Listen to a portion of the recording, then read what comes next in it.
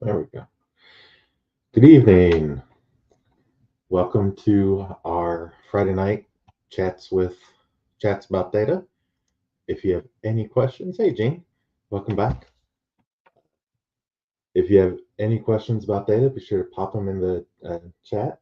We had some great conversation earlier in the evening with CJ talking about his transition from education into data science and talking about going back to uh, college, as an adult, as well as what that looks like as a kind of midlife career changer. So it was a really great video. If you want to check that out, be sure you go check that out if you weren't around earlier. Uh, Tonight, I actually have a Python script that I've written to pull some New York City data, New York City yellow cab data. There's tens of millions of records in this data set. So it's a great way to practice pulling data with Python via API, as well as it's a great practice data set to use with some really practical examples that you could take and do some analysis with and create some modeling. So if that's something you're interested in, be sure to let me know in the chat if that's something you'd like to see. I was thinking that maybe we could walk through that tonight, but of course, just like any other time, any other Friday, you can pop your questions in the chat and we'll talk about whatever's on your mind tonight. Uh, Also, I do want to say for those of you that are here, when I went back to listen to the recording from earlier this evening, I kind of sounded like I was in a fishbowl. I mean, CJ came through really clear. Uh, the sound on mine came through weird. So if I sound bad, uh, let me know in the chat so that I could adjust my mic and figure out what's going on here. I don't know. It seems to be the last couple of live. I went back the last couple of lives and it sounded different than it had previously. So if I sound weird, sound like I'm in a fishbowl or something, let me know in the chat and so I could correct that. Cool. Well, let's see. Let me share my screen. You do sound far away. Does that make it any better? I don't know. Complex question need to make. Hey, Noah.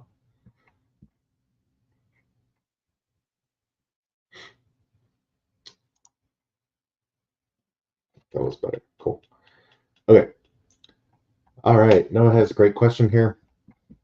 I need to make the measure names for columns of a Power BI table dynamic, showing the top 3 pay period dates as the measure names. The mic does sound a little muddy. Oh, thanks, Noah, for the feedback on the mic. Hopefully, cranking up the volume a bit helped. So if you have a specific example, yeah, that is a really specific example. It, honestly, making dynamic names in Power BI is not something I've done before. Uh, Let me do a little bit of research and I'll get you a link uh, to talk through how to do that. Um, you could create.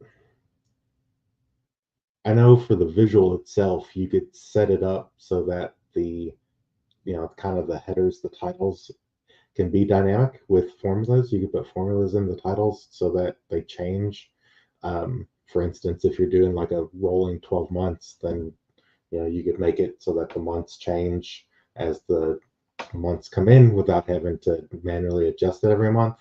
And that's just with formulas with DAX. But actually, in the Power BI table, my only thought would be that you would do it with SQL with a. That's exactly. Um, okay, now we can do. Let's see. See if I've got something in Power BI that I could use as an example. Okay.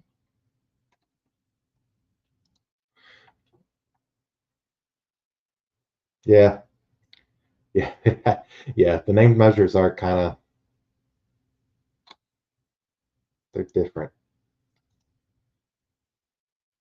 And I'll be real honest. I've not done a whole lot with dynamic, trying to name those measures dynamically.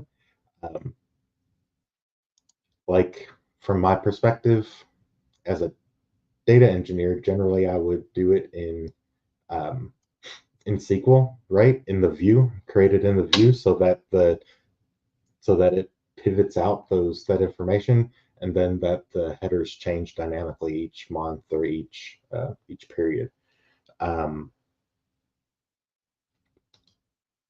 that would be the direction that I normally would go there.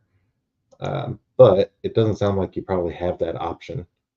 Um, sorry, trying to pull up a good data set here that I might be able to do something with here. Yeah, yeah, yeah. So much, yeah, absolutely. So much easier in SQL. Um, you just have so much more control, you know? Um,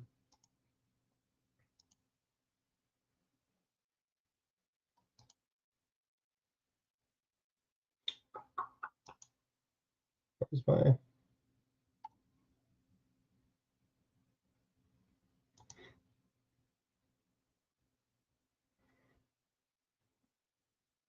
I'm just setting this Power BI report up to link to maybe I could just share my screen and we could walk through it together.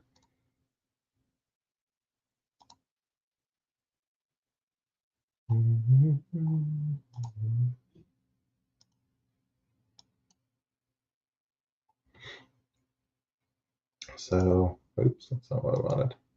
Let's import from SQL Server.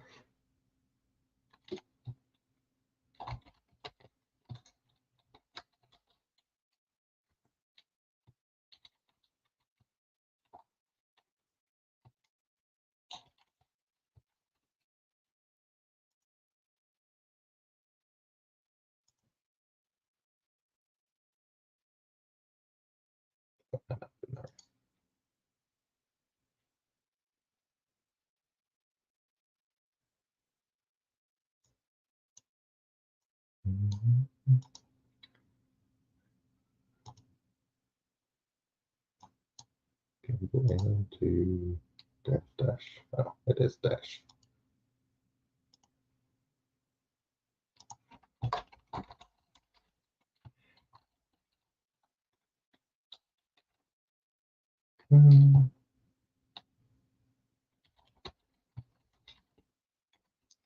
All right. For those of you that are joining, I'm just trying to set up a data set in Power BI so that I could kind of walk through Noah's question here and see if we can help him figure that out tonight.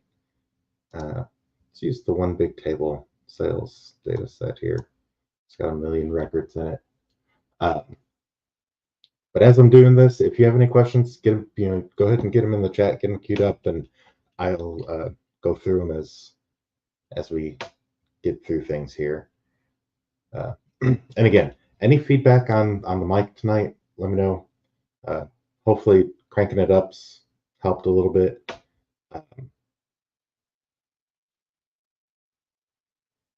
But I've had some issues. So do a new measure.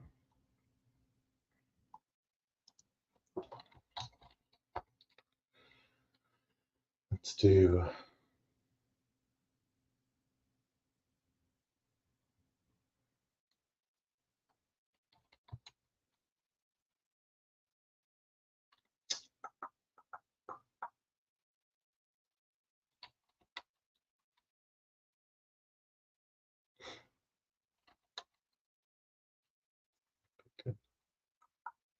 line total. Total.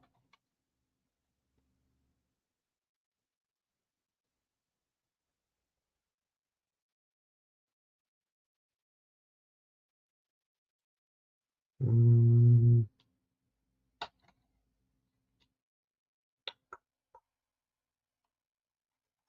trying to think of how we should do this.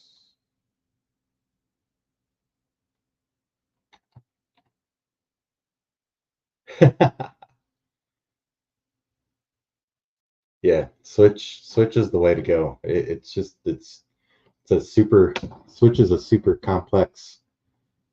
That could be something we work on too. Dax is it, Dax is something to get used to. It's a weird cross between Excel functions and other things. See, you can't dynamically change the actual name of the measure. You change the visual, right? You change like the headers. Um, boom, boom, boom.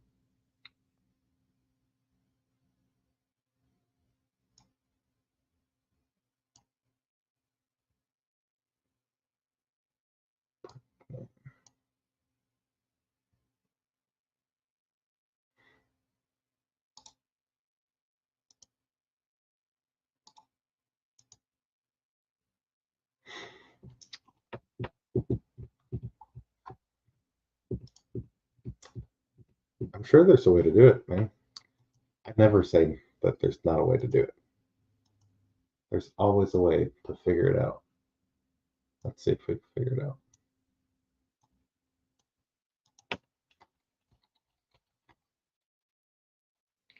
Dynamically change.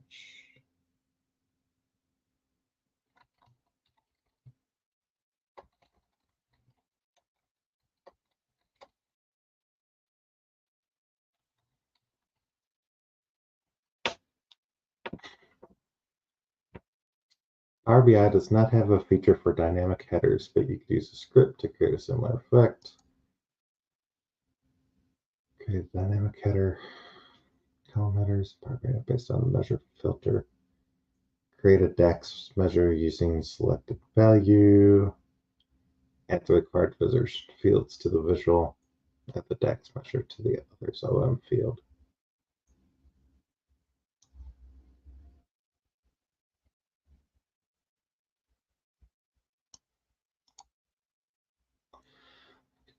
In 2003 at the top was a measure that aggregated a pay period to one column. That's what I need to name.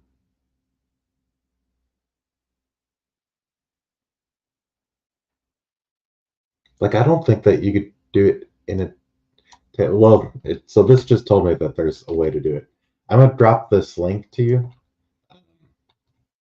and let you take a look at it. And hopefully this will maybe get you there. Um, oh, what is that?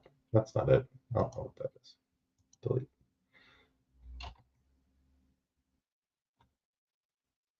Link.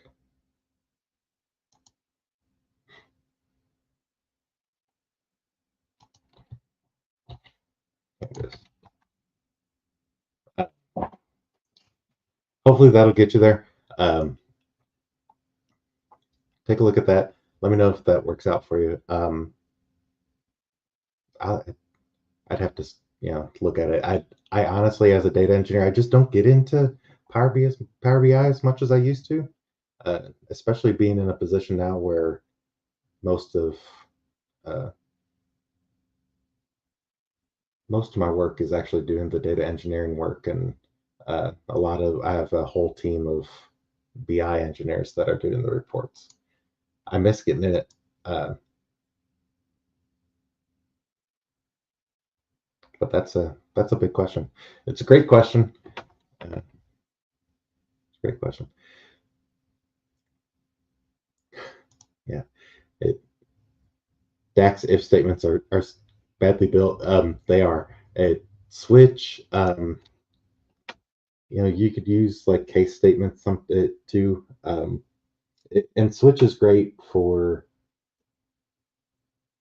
those to use instead of if in DAX. Um, cool. Well, sorry I very poorly tried to answer your question, uh, but hopefully that link will help. Awesome. Well, very cool. So again, any questions, pop them in the chat. We'll try to walk through it. If it's something that I've done before, then it'll be easier for me. And if it's something that I haven't done before, then we'll try to troubleshoot it together and figured the PL300's hard. Some of those Microsoft ones are challenging. They could be difficult. The hardest one, the hardest cert that I took is the Java certs. I took some Java certs when I was younger, and they were difficult. But yeah, the PL300's rough too. Awesome. Yeah, so yeah, any questions about anything? But like I said, if it's something that I've done before, then I'll be happy to walk through it. If it's something that I haven't, then we'll troubleshoot together, try to figure it out, um, and go from there. So let's see. I do want to share uh, this that I did. Um, talk a little bit about Python tonight.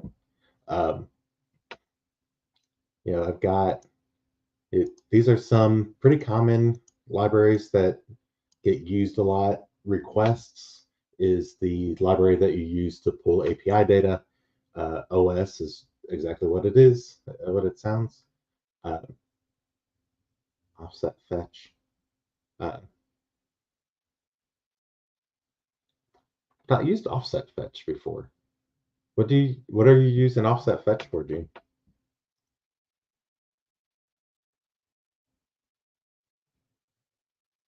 Sounds like a lag and lead kind of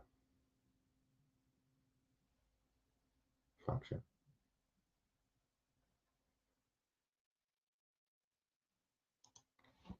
Let's see what we got. Offset fetch.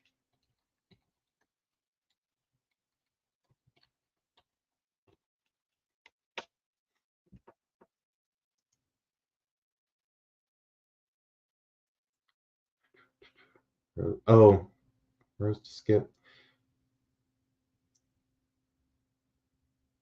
Yeah, no. It offset and fetch. I just, in 25 years, I've not used them like at all. Um,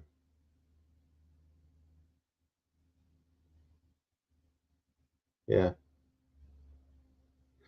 yeah, I'm looking it up and I see that. Trying to look and see if it gives a practical example of why you might use it. First name, last name of all the employees except for the employee having the lowest salary. Um, like that's not a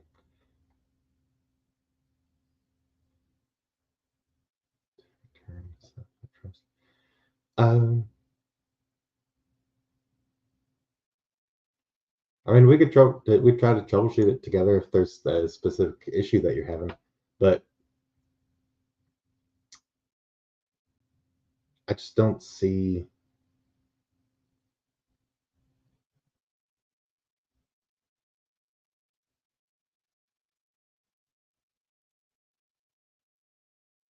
I don't know if in 25 years I've used it as a data engineer at all. Um,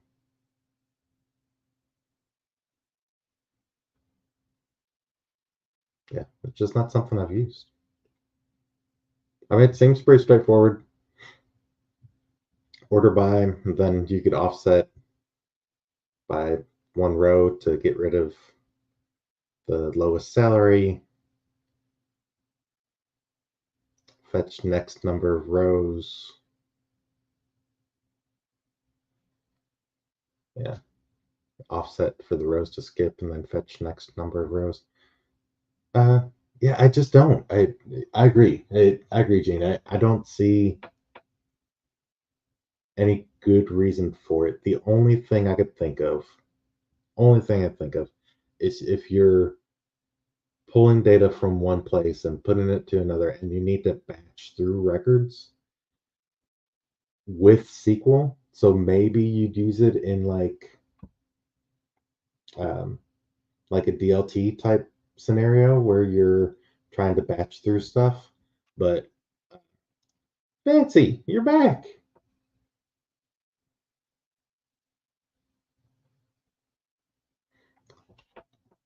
Uh,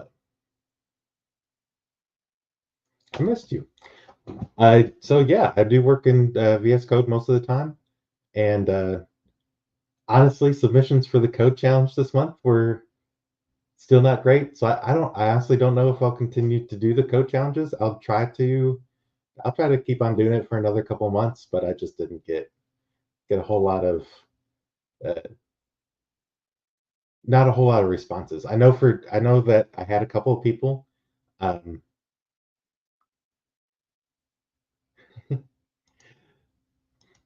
I had a couple of people that I know that, for example, I know that Gene had been working on it, but just life gets busy, and I think that it's not like I'm paying anybody for it, so people just don't. I see that a lot of people downloaded the data set, which is awesome, so I'm excited about that, but just didn't get a whole lot of responses. Um, and yes, absolutely, I do. I use VS Code most of the time. When I was uh, first learning Python, I used um, Anaconda and used Spider and Anaconda, and I really like that. So that's a great alternative if you're looking to code or looking to learn. But yeah, VS Code it is pretty universally used. Um, you could use PyCharm too. PyCharm's an awesome option. Um, but like a lot of businesses, a lot of corporations that you go to, VS Code will kind of be your IDE that most of the programmers and developers are using, um, for the most part. I'm happy you're back though.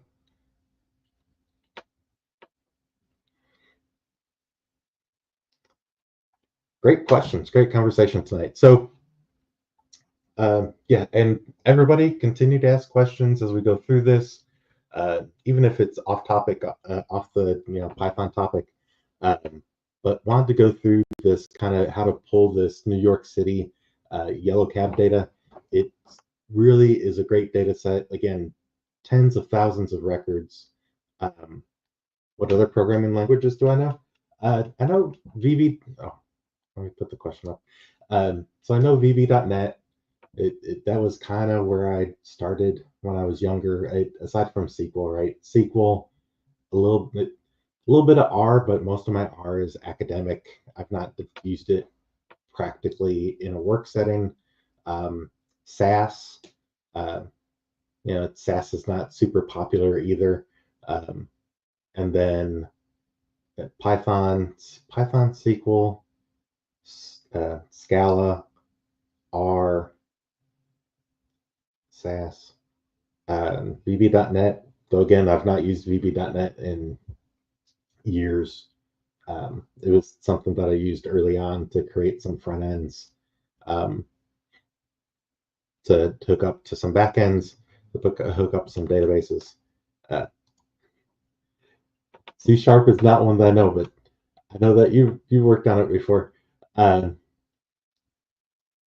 I know enough C Sharp to be able to read it. About like my Spanish. I know enough Spanish to read it and not speak it fluently. Um, and JavaScript. uh, obviously HTML, CSS,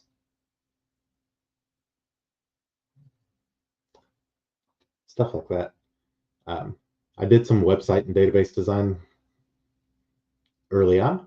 Uh, so, used a lot of, back then it was a lot of JavaScript and HTML and CSS. And then at the time I was using uh, Dreamweaver and uh, oh my gosh, what was the thing that I used to have to use to connect to the backends? I forget, but that Adobe package. Um, but yeah, so yeah, those are my programming languages. Honestly, the ones that I practically use like day to day are some Java, Python, obviously, and SQL, um, and then a little bit of Scala when I get to use Databricks. Um,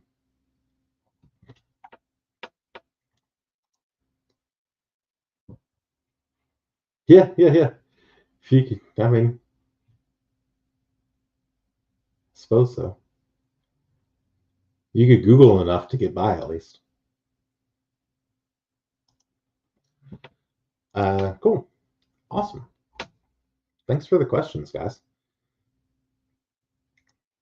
All right, so requests, API, OS is operating system, so it gives you uh, some functions to connect to different files and things like that. Uh, Date time is exactly what what it sounds like. You could use it for date time calculations, get whatever right now is, things like that. Time, do you import time so that you could put like pauses and waits and things? Some APIs would require that just because a lot of times you could only call an API so many times within a specific time frame. So sometimes you have to put like a wait or a pause in between each call. Um, but that's what that is. And then we have our, our save directory. This is just my D drive and where I'm the folder name that I'm going to put the data. This again, we're using the operating system package to create a directory if it doesn't exist. Um, we have the base URL. This is the base URL for the yellow cab data, the New York City yellow cab data. Again, you get yellow cab, green cab, and some high volume data. Um, and then this is kind of the format for the API call. You put in the data set, the year, and the month. And the data comes back as a Parquet file from this specific data set. So just dumps out that Parquet file. So you could, I've got this start year and end year so that we could see them pulling from 2019 to 2023. I'm pulling these three data sets, the yellow trip data, the green trip data, and the FHV trip data. Um, and I've got some notes in here so that, you know, once I get all these out on the website, then you'll be able to kind of follow along. But I've created this function here. So def, the DEF just stands for define. And so we're defining a function called download data. It takes some parameters, a data set, which again is these three things that I've put here within this array, the year and the month. It constructs the URL.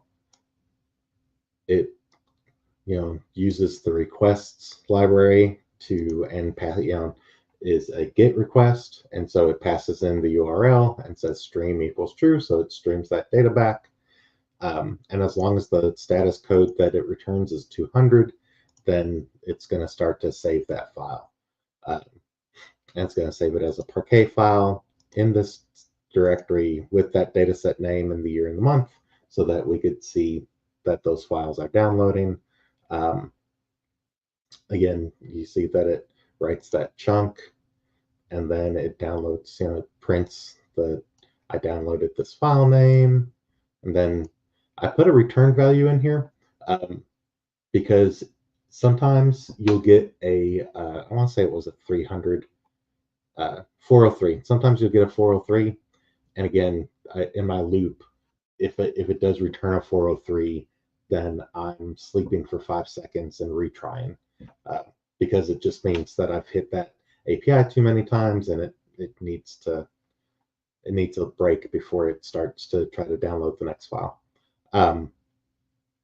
So again, then else it'll print out this failed to download the data for that year and return that status code, and then it'll return that return value that I've saved into that variable.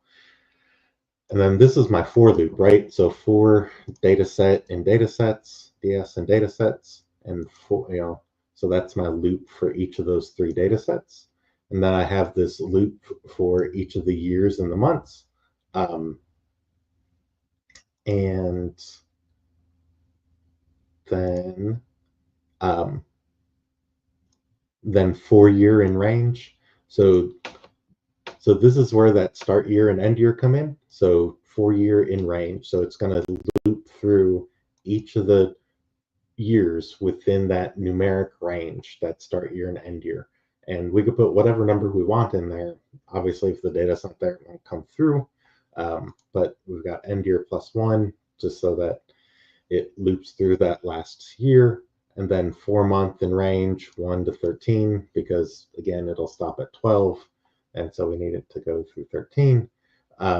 And then if year equals datetime now dot year and month is datetime now that month, then it's going to stop. So that way, if it's right now, then it knows that it can't download this month's data because it's not going to be available yet.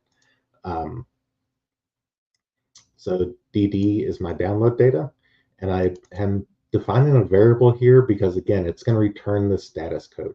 So if it's 203, then it's going to go on with life. I mean, if it's 200, it's going to go on with life. If it's 403, then it's going to keep on sleeping and retrying until it gets a successful return.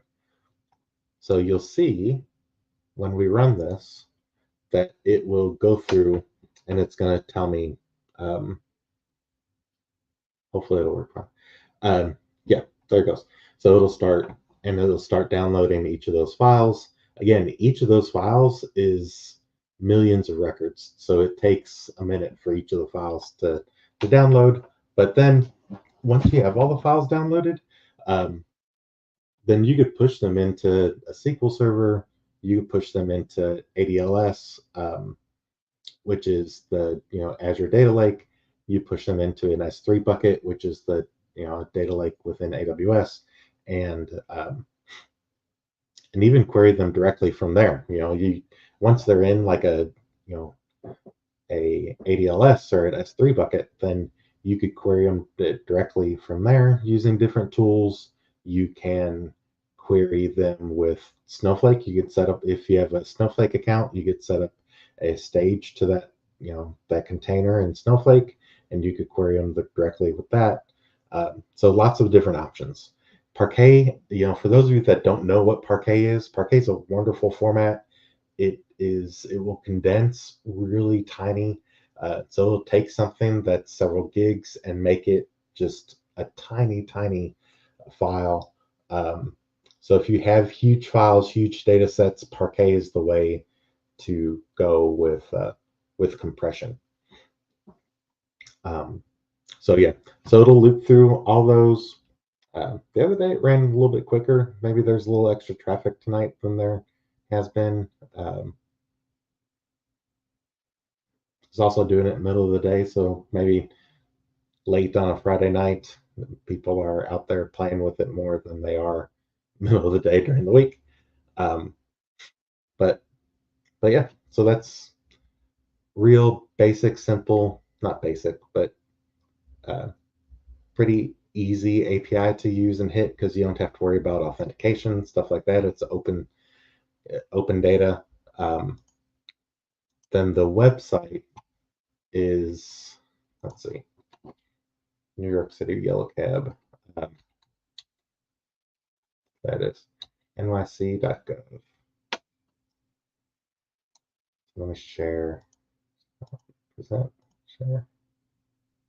Window. So this is the website for that data set.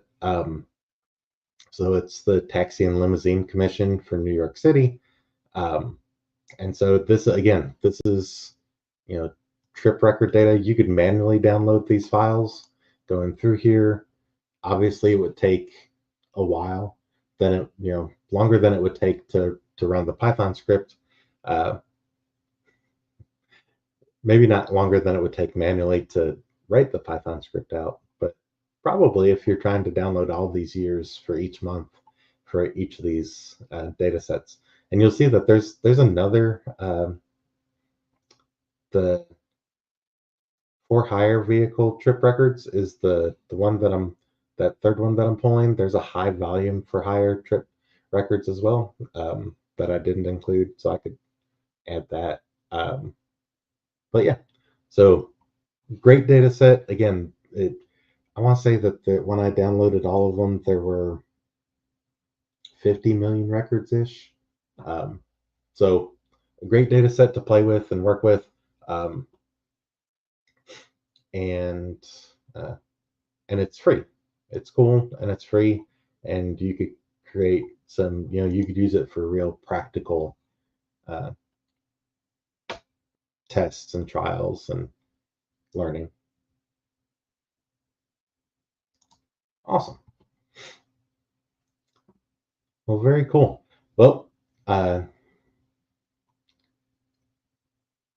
I did want to make sure to get on here on a Friday evening because we've been consistently being on. I've been consistently on here on Friday evenings at 10 o'clock. So wanted to jump back on. Super excited to see all the familiar names and faces, and appreciate everybody jumping on. But yeah, if y'all have any other questions, be sure to pop them in the chat.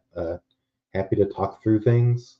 Um, I know on LinkedIn, I've been talking about governance a lot lately and kind of the importance of creating standards and consistently, uh, things like naming practices, things that sound real basic and simple, especially when you're more than a team of one as a data engineer or as a data person that's going to be in a data warehouse and naming things and creating objects.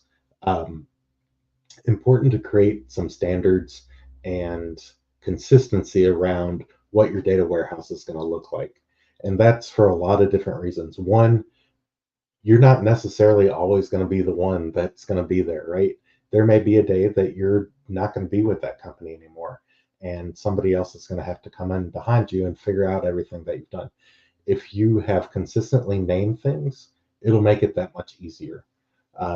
In addition, with that consistency of naming practices, it's important to have some consistency around how you do your data modeling.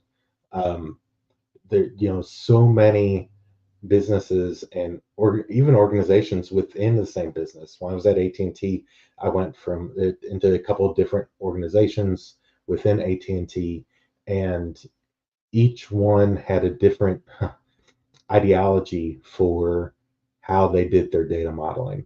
And uh, and sometimes it was really consistent and really organized, and sometimes it was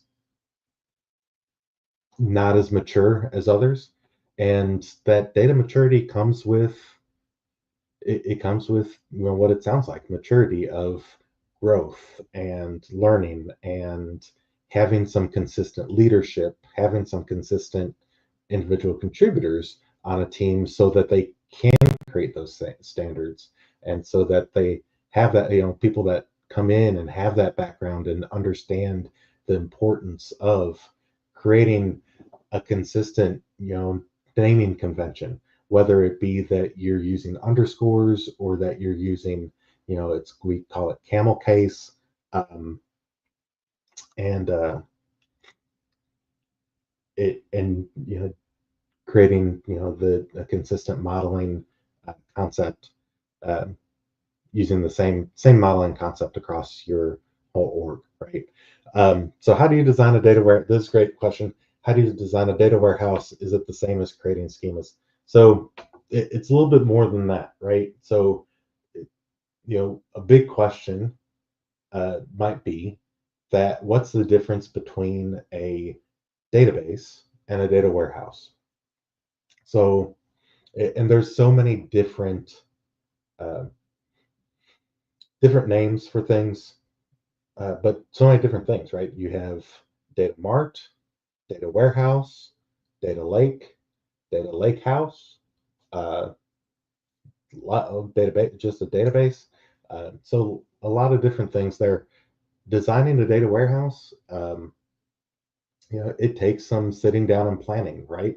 Understanding what uh, what's your who is going to be using your data warehouse. So who are your end customers that are going to use that data? Are you, in some cases, you may be designing it for one organization, one piece of a company, because maybe that's all that you have responsibility for. In some cases, you may be designing it for a whole company. So you might you're going to create different schemas within that data warehouse. Um, and so you'll create, and when I say schemas, I mean actual like physical object schemas within the database structure, right? You create maybe a finance schema, and you create a sales schema, and you create a procurement schema, or a tax schema, or a finance schema. And so that you're logically organizing your tables and your views and your procedures in a way that somebody else could come in and logically understand how things are structured. And in addition, um, then you start, also as you're doing that, you're planning out how you're going to do your modeling, right? Are you going to do the Kimball method and star schema? Are you going to allow things to go out into snowflake schema, which means that you may have a couple of layers of dimensions out there, where you have a dimension that relates to a dimension? Um, are you going to just use one big table? Are you going to stick with like a one big table methodology and stay with that? Um, so understanding how you're going to do that. In addition, are you going to follow medallion architecture? So there's it's a Gene's question is super complex, and there's a lot of questions that you have to go through and ask yourself as you're planning out how you're going to build your data warehouse. What type of architecture are you going to use? What type of modeling methodology are you going to use? Who is your end customer? What tools and technology are you going to use? What cloud platform are you going to use? I mean, there's a ton of questions that go along with that. It's not as simple as maybe just creating schemas. That's an awesome question, though, Gene. Thank you. Um, I'll get to Dario's question here too. Um, so Dario's in school pursuing a degree in CIS, um, but dreams of being in a data position or business intelligence. These videos are very helpful, and I've learned a lot. Oh, that's awesome! Thank you. Uh, so hopefully you continue to learn from them. Hopefully it gives you some ideas and guidance on uh, what your passions are, uh, and gives you an idea of kind of what how to get into the career too. So thank you. That's awesome. Thank you very much. The really comments like that, I'll say that those are the things that really motivate me to continue to do this, because understand that I'm it, my passion for doing this is to share knowledge. I'm not making any money. This is not like an income stream for me. This is because I wanted to give back to the community that has given me so much over the last 25 years. So, um, so thank you. Anyways, thank you. In my work, do I use MySQL more regularly than Postgres or NoSQL? Uh, Oh, did you get to get on Fancy? I'm glad that you enjoyed it. Thank you. That's awesome. I really love it. CJ's been really great, and I thought that would be a good, he had reached out after one of my other videos, and we had been talking a little bit, and I thought it would be good be good for the community. Um, so in my work, do I use MySQL more regularly than Postgres or NoSQL? So if I were to rank those on how often that I use those three in particular, I would say I use Postgres the most, uh, then MySQL, and then NoSQL. Um, and NoSQL I have uh, used absolutely the least, and it's only been Mongo, um, and it's only really been one, yeah, one data set. And so the NoSQL stuff, I just don't run into a whole lot. Postgres is I used that heavily when I was at AT&T, when I was in the cybersecurity org in AT&T, because we had a RDS Postgres database, and so RDS is it's hosted on AWS, and so we had that Postgres database on our AWS account, and so Postgres was pretty heavily used, and I'll say even in the past before that, I used some other Postgres databases.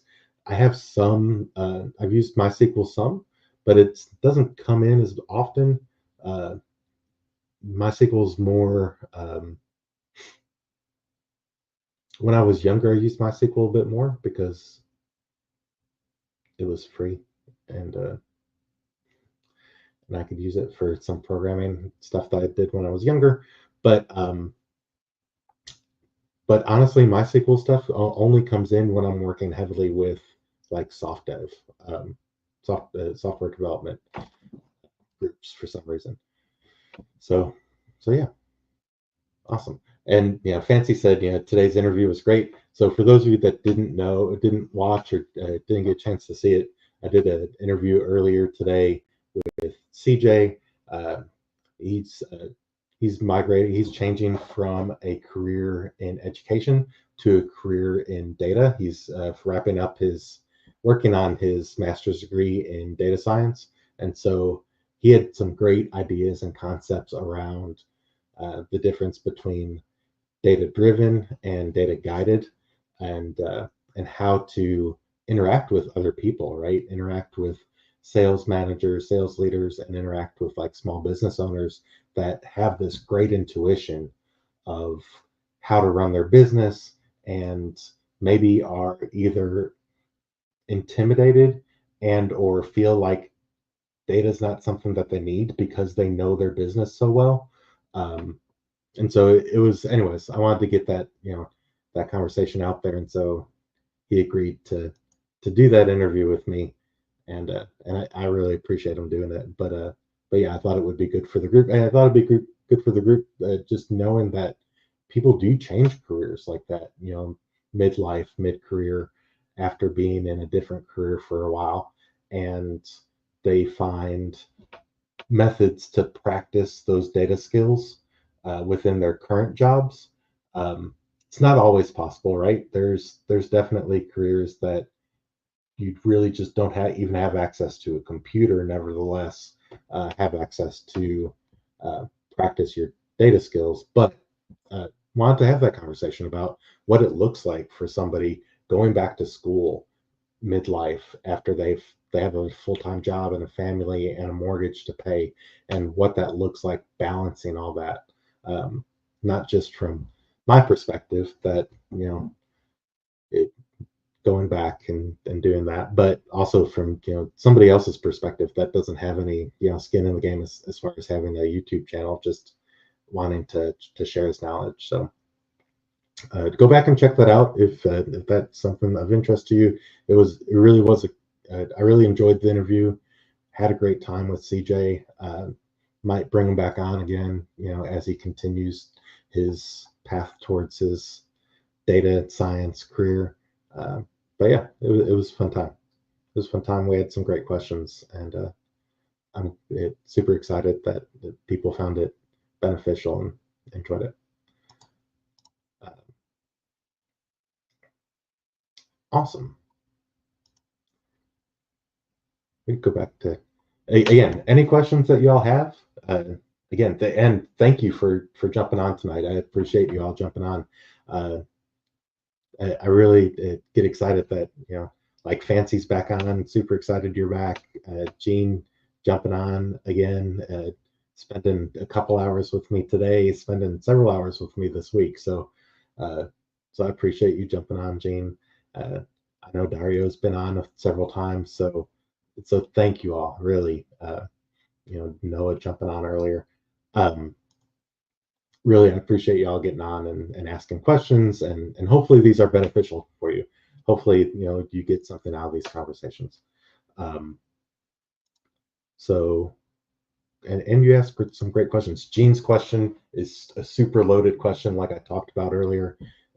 So many things that you have to think about when you're setting up a data warehouse. It the more, and again, that goes back to the conversation I was having with about building, creating standards and talking about governance. um, that's a big piece of when you're building that data warehouse. Now, it also goes into a video that I did earlier in the week about you know data engineers moving into data architecture roles, or data architecture tasks, right? A lot of times as a data engineer, especially as you move into like a senior data engineer, you may fall into situations where you are the data architect. I had several instances where I had to spin up not AWS, but Azure account, like not just some resources to use, but a whole Azure account. And planning that out is important for so many reasons. There's so many things to take into account: cost, what is the size of the data you're going to be using, what does the data look like that you're going to be ingesting, how much of it is structured data versus unstructured data. When we're talking about, are you getting a lot of JSON data, are you getting a lot of Parquet files, is it database to database connections, is it API connections? And all those different things will lead you down different paths depending on which of those things they're going to use the heaviest for that use case. Um, you'll build a data warehouse for a whole org or for a whole business, but thinking about those things up front will help you to control cost down the line. It will help you to put things in place up front that will make your life easier down the line. So, if you do have a lot of unstructured or semi-structured data, then going that medallion route where you're ingesting a lot of that data into a bronze level, and ingesting it into like an ADLS or a S3 container. um, Again, those are your kind of your data lake containers, right? And putting that raw data there, storing it there, and then curating it into a silver level and a gold level to get that data back out into your data scientists, into your BI analysts, into your data analyst hands, so that they could do the magic that they do and create the visualizations and the data stories that they need to tell to the business. Um, but so many things to take into account when you're making those plans. It's important to kind of cover all those questions, and probably have a template of what those questions are. If that's something that maybe you're wanting to go into consulting, where you're going into and setting up data warehouses for companies, having a template of, these are all the questions that I need to ask the business as I'm walking into this. And the business may not know all those answers up front. There may be some investigation that you have to do and dig into a little bit. So important to ask all those questions, and not to forsake something like, who who's going to be taking that data warehouse over, especially if you're a consultant, right? Who are you going to hand that off to when you're done building it? Is it something you're going to continue to maintain and offer some type of maintenance package to that client? Is it something that the client has some data people within their org and you're going to train those data people on how the data warehouse was set up, or you're going to work with that data team on setting up that data warehouse so that they kind of have skin in the game, right? And they've helped to make those decisions and help to formulate that database. But if you're going to hand it off to another team like that, keeping in mind what their skill levels are uh, is important too when you're asking these questions, right? Because depending on what their skill levels are and what their backgrounds are, might determine which cloud platform which you use, which ETL tool that you land on, or ELT tool that you land on. And so, that a lot of things to take into account. Uh, but yeah, really awesome questions tonight. I really enjoyed this. If anybody has any other questions, feel free to pop them into the chat. Happy to walk through uh, any questions. But yeah, again, thank you all for jumping on tonight. I really do enjoy these sessions. Uh, it really is the highlight of my week. I have a good time. Uh, Especially excited to see all the returning people. I love seeing y'all on Friday nights. And if y'all ever want to be on here with me, uh, let me know. I could send you a link if you want to have a conversation or interview like I did with CJ. Um, Especially for those of you that have some background in software engineering or data engineering or data science, uh, would love to bring you on and talk about your experiences, whether it's something that you've been doing for a couple of years or something you've been doing for 20 years. Um, it's good to have those conversations. I think it's important for people to hear what your journeys are, and yeah, I think it's encouraging for people. I think it's encouraging for me to hear uh, how other people's journeys have been.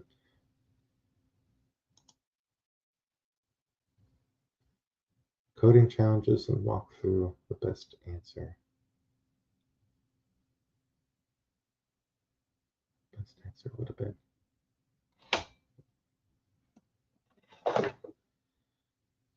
Would it be possible for you to be brief?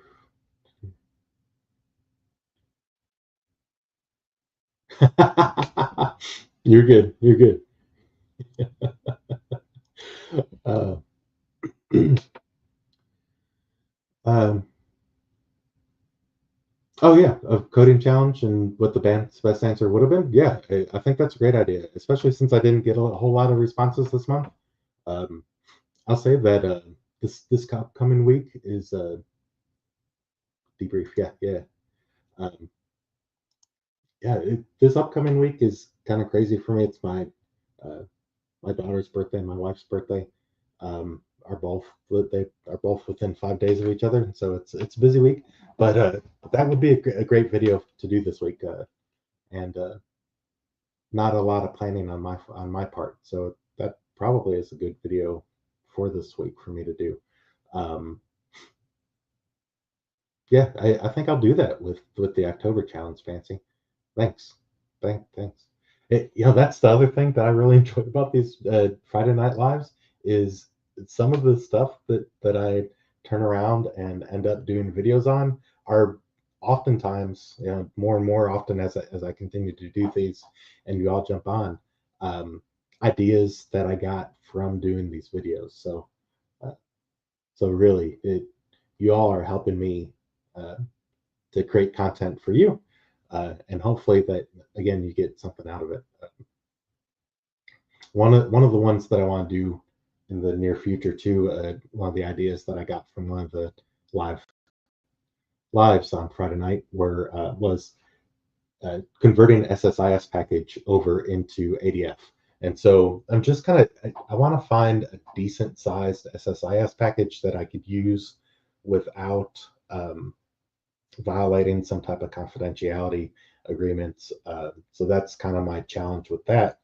Uh, Trying to find something that's not too generic, that has enough in it that when we convert it into ADF, then it there's enough meat to it that it's meaningful.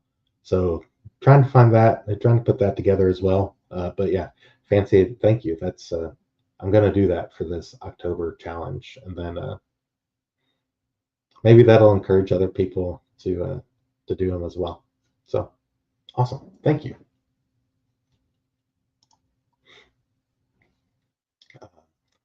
For those of you that don't know, or maybe that aren't part of it yet, we do also have a Discord channel. It's not real lively, trying to build up that community, but I do have a Discord channel out there. If you go to that, this dataengineering.com here, and go to the services page and scroll down, you'll see the link to join the Gambill DataSphere community, and that is where you can access our coding challenge, our monthly coding challenges, as well as get the link to get on the Discord. Also, the link to the Discord is on the my YouTube channel homepage. So check that out. My email's there too. If you ever have any direct questions that you want to ask me, um, be sure you could check out that and send me an email or connect with me on one of my other socials. Um, but yeah, in addition, on the community tab, for those of you that don't know, there is a daily data engineering question. Sometimes it's Python, sometimes it's SQL, sometimes it's just general data engineering concept questions. So it's just a fun way to kind of stay engaged, and I try to drop little things in there like some analogies on different data engineering concepts, and sometimes I get a lot of interaction from those, and people seem to enjoy them. So hopefully people get something out of those too. Sometimes we do some polls on things that people would like to see covered. So check out those things. Um, it's been just over an hour. If anybody else has any other questions, pop them in the chat. Um, Again, be sure to if you're a LinkedIn person, feel free to go out to LinkedIn and hit me up on LinkedIn. Again, those links, all my social links are in the homepage of the channel. But been talking a lot about governance on LinkedIn because it's been kind of a hot topic for me personally lately. And so, talking about that consistency in standards, talking about the, data security, talking about kind of all the different, there's a lot of different pieces to governance. Um, and so going through and talking about those this week. And then this week's blog is going to be about, on the website, is going to be about governance as well, kind of putting all those pieces from my LinkedIn posts together into a whole blog.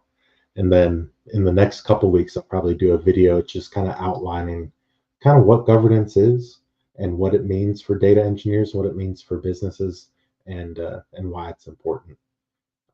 So be sure to look out for that if that's something that you don't know much about. And I know early in my career, I talk about this a lot.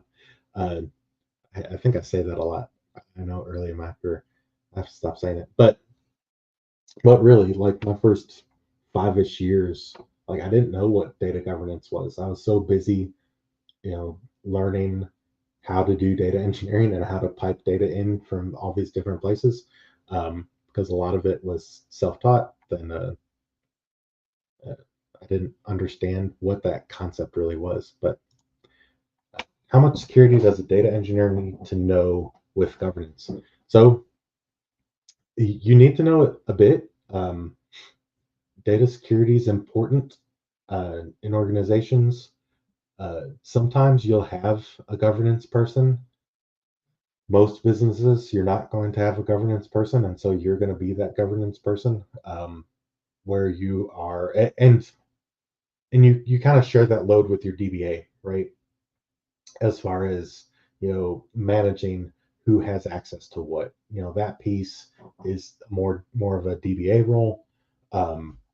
But as a data engineer, you need to understand things like where your private information is, where your customer private information is, where your, you know, PII data is, so that you can let your DBA know, hey, this is where this data is, so that when you get requests for like, the California Privacy Act or GDPR or one of those other privacy acts come in where they're requesting you to remove their data, then you know where that data is, you know what data you need to remove, what data can stay, where it can be, and yeah, HIPAA's a big one if you're talking about healthcare information or any type of, even sometimes with some HR information, even if you're not dealing with healthcare information, sometimes some HR information will kind of hit on some of those HIPAA topics. Um, and so you have to be careful about HIPAA's a big one. But you need to know a decent amount of security. Um, you don't need to know like cybersecurity, but like how to protect it as much as where your data's at, which parts are private, which parts are more secure, which parts are customer or company proprietary information.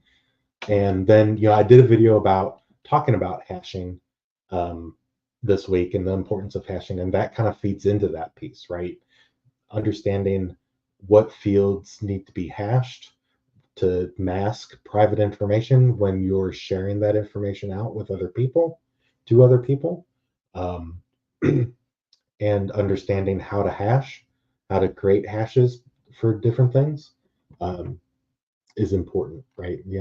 Those are the types of things that you need to know as a data engineer, um, as far as the security piece and governance goes. Um, and again, part of governance is the data consistency, data standards, things like that. Um, Governance is not necessarily, early. Trying not to say that, but there was a time when I thought governance was all about who has access to what, and that's not all it is. There's so much and so incredibly much more to governance than just who you're going to give access to your database, um, to what in your database. So yeah, so a significant amount, um, maybe not as entry level, but definitely as a senior, especially if you're going to move into like an architect role or a leader role. That's an awesome question. Thank you. Thanks, Gene. Gene, you've been asking awesome questions. Thank you. Everybody does, but I appreciate it. Awesome. Any other questions? Again, pop them in the chat. I'll hang out for as long as there's questions coming in. Eventually they'll die down and we'll all go to bed for the night. But yeah, pop them in the chat, and happy to answer whatever you've got. It's been a great call. Last week was kind of slow, so super excited that we've got so many people on and so much interaction tonight. It's been great. Thanks, guys.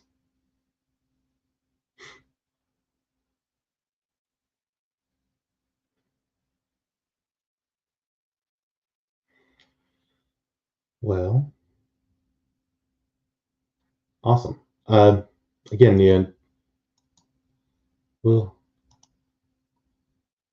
talk more about governance and just pulling up my LinkedIn post. We'll get into more about governance and stuff. Man, I have the hardest time getting back to my, there it is, post an activity.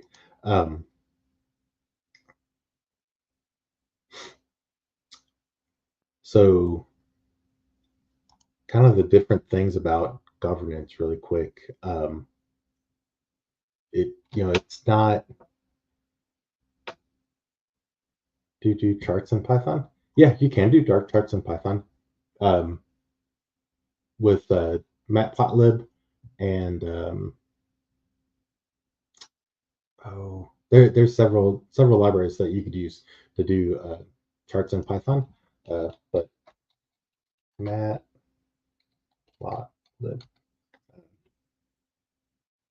but this library that I just dropped in there, you could do plot charts, and there's you do different types of charts with that. And there's several other libraries that you could do charts. That's the one that I use the most, but because you could do regression analysis with that one. Plotly is another one, and there's another one that starts with an S that I can't remember the name of off the top of my head. Um,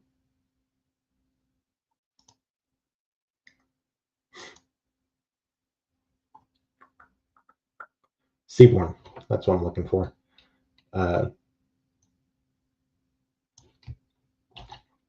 Here are all the libraries, bunch of libraries. Oh, that didn't come through pretty.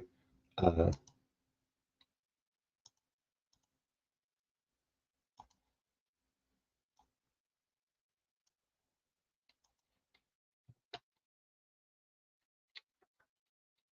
just share my screen.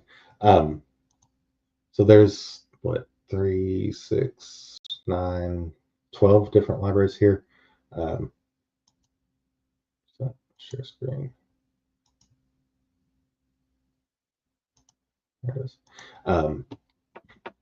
There's about 12 different libraries, and you see Matplotlib is the first one that comes up. Seaborn, that Plotly is in here, but there's a bunch of the ggplots. Another one that's good that I used in college, but I haven't used since really.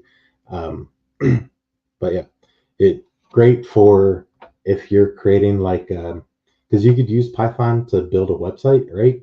And so you could use these, you could connect to data. You could use these libraries to create different types of charts and graphs in within your website. If you have, especially for Eugene, since you're kind of building that portfolio website, using these and showing off your Python skills in combination with your analysis skills would be a great way to do that. Yeah, delete this other comment with all the goofy stuff in it. But yeah, so lots of different options here. And if that's something of interest to enough people, we could definitely talk about that next week during our live. And I could show you specifically how to create some charts and graphs, and I'll come with a data set ready to practice that. Have a live session about it. Awesome.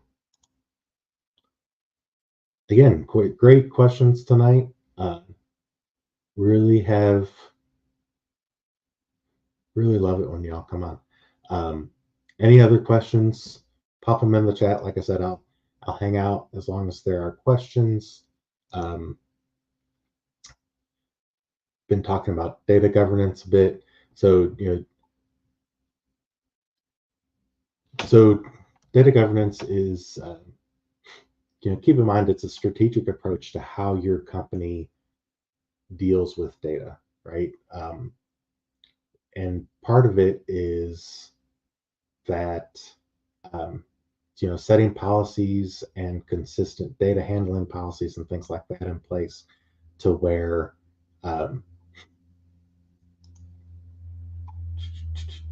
sorry, to where your data is secure, safe, consistent, um, and to where when somebody else walks in or you're onboarding somebody new, then it's that much quicker to onboard that person, right? It's because you have these consistent standards in place that you've practiced and put into action, and it's not just lip service to governance, right?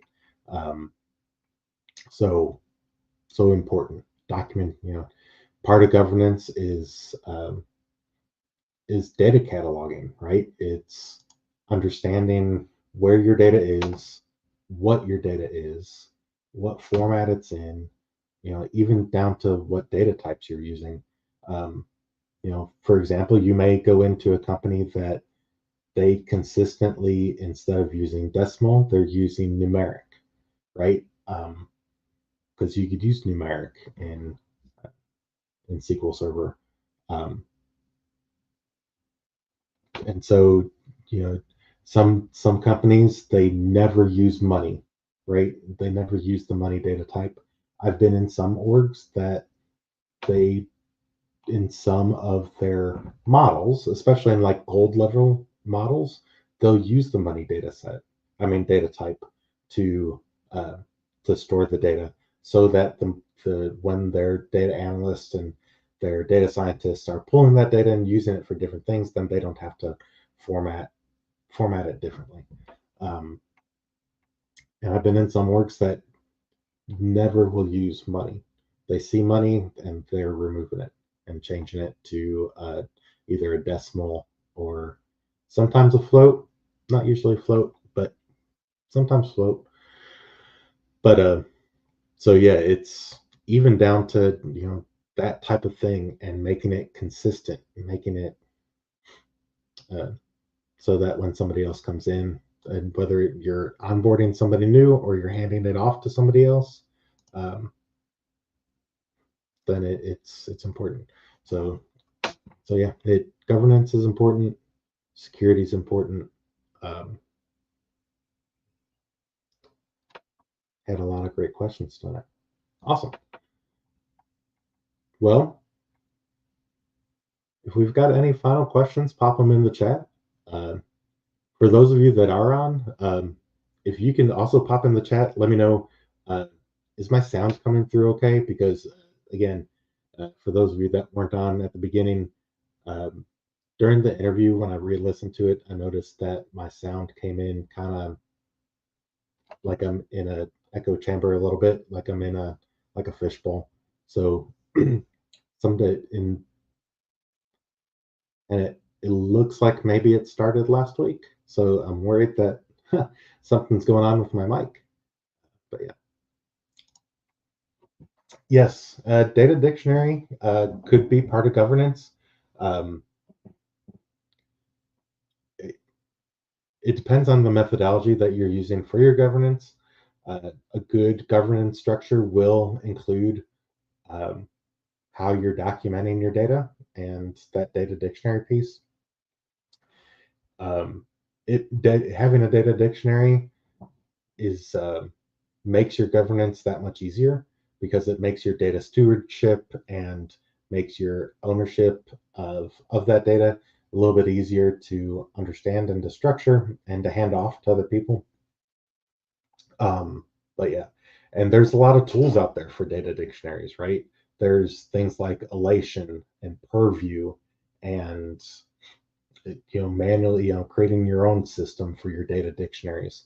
And so there's a ton of tools out there for data dictionaries, but yeah, data dictionary more and more I'm seeing as part of governance structures.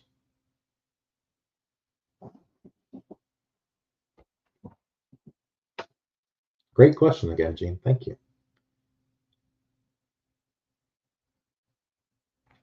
I'm gonna have to give Gene a certificate for asking the best questions tonight. Um,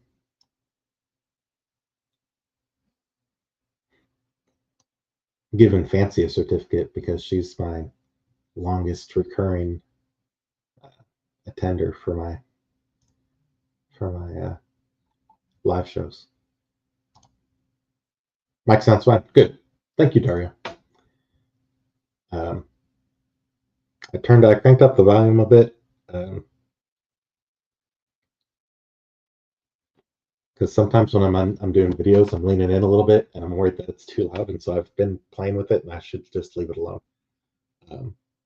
So cool, awesome. Well, if you all have any other questions, pop them in the chat. Um, aside from that, I'm probably gonna just kind of wrap up. I like to kind of wrap up by just reminding people that, if you do want to contact me, be sure you check out you could reach me by email, reach me on my other socials. You could use go to the website and hit me up on that contact page. And in addition, we've got the Discord channel. Be sure to jump on that if that's something that you get on and that you're interested in being part of. Trying to build that community up. Like I said, it's pretty quiet right now, but hopefully we continue to build up that community and get a little bit more interaction there. Um, and so that we get kind of have a place where we continue to grow and support each other. Uh, on the website, also, I do weekly blogs about different data engineering concepts, and that is where our monthly challenges are. So you could join the Gambill Data Sphere. There's no cost or anything, but you just drop your email in, and really that's just so that I know, okay, these are the people that have downloaded the coding challenge, so I could reach back out to you and remind you, hey, it's the month is almost up, and try to get your answers into me, or and so that I could track how many people and who's downloading that stuff. But but be sure to jump on those things if those are things that you're interested in learning more about and doing. Aside from that, again, thank you all for jumping on tonight. Great questions, great conversation. Really is the highlight of my week. I hope that you all get something out of these live sessions. I hope that you all are learning stuff and enjoying the content that I'm putting out there. Um, and really it does mean the world to me when you comment on and let me know if that something is great or something you'd like to see differently. Really helps me to grow and to learn. So let me know, in the comments of the videos, in the comments of these, let me know what works best for you. Let me know what what you found the most value out of, and that will help me to drive my other content. It'll help me to drive, um, what I need to prepare for when I jump on these videos as well. So awesome! Thank you all again. Everybody have a fantastic weekend, and I will see you all again next Friday. Thanks, guys.